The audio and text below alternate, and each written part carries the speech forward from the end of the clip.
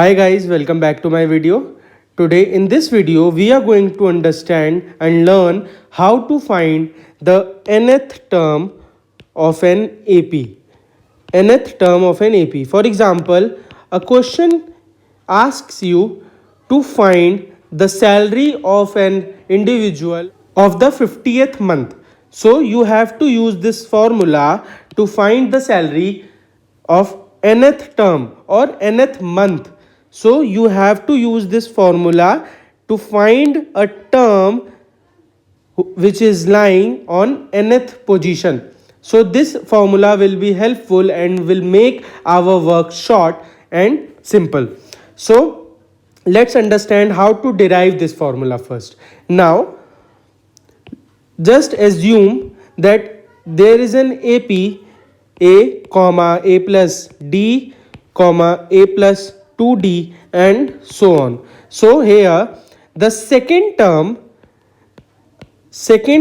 will be a plus d, and can we write this term as a plus 2 minus 1d? It will be equal to a plus d. Now our third term will be equal to a plus d plus d, and can we write it as a plus 2d and 2d plus a? Okay, now can we write this as a plus 3 minus 1 into d? It will be equal to a plus 2d. Now our fourth term will be equal to a plus 3d. Now can we write it as a plus 4 minus 1 into d? So can you see that we can get same term by subtracting a single value of the common difference. Now looking at the pattern, the nth term, the formula for nth term will be an equal to a plus n minus 1 into d. By looking at the pattern, we can say that nth term an will be equal to a plus n minus 1 into d. So the nth term of the AP with the first term a and common difference d is given by an equal to a plus n minus 1 into d.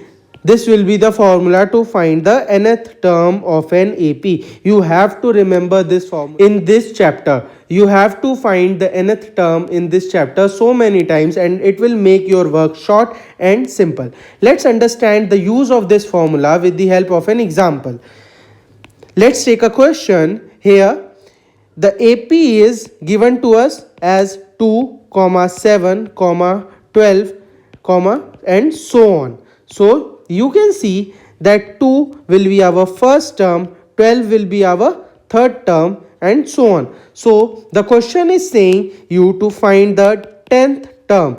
Now can you find the 10th term using this an formula? Yes, you have to just put the value of n equal to 10, because here we are finding the term that is nth term in the AP, and we have to find here the 10th term in the AP.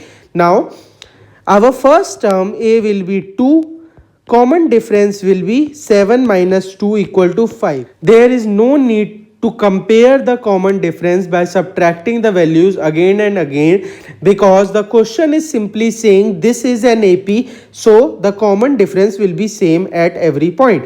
So here just let n equal to 10, and you have to find the 10th term. So 8, 10 will be equal to 2 plus 10 minus 1 into d equal to 2 plus 45 equal to 47. So our 10th term will be equal to 47 here. Now you can see the value of our 10th term will be 47. Now we just put the values of n and a and d. A is our first term, d is our common difference, and n here is equal to 10. Now let's understand this in a better manner and with the next question. So determine the AP. You have to find the AP in this question where the third term is given as 5 and the seventh term is given as 9.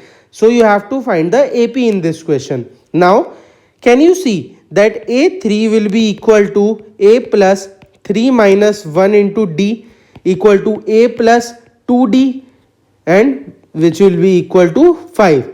Now, A7 will be equal to, you can just simply write A plus 6D and it will be equal to 9. So this will be our first equation and this will be our second equation. So by comparing first and second equation, you can find A as 3 and D as 1. Now how to compare these equations? Our first equation will be A plus 2D equal to 5 and A plus 6D equal to 9 will be our second equation. So you can see that A is common, so we can just change the signs and subtract the A. So here at left hand side we are left over with minus 4D, and at right hand side we will left over with minus 4. So D will be equal to 1, and by putting the value of D in any of these two equations, let's just put the value of D in first equation. A plus 2 into 1 equal to 5 and A's value will be 3. So we got the value of A and D. Now you have to form an AP. You have to just put the values in the AP.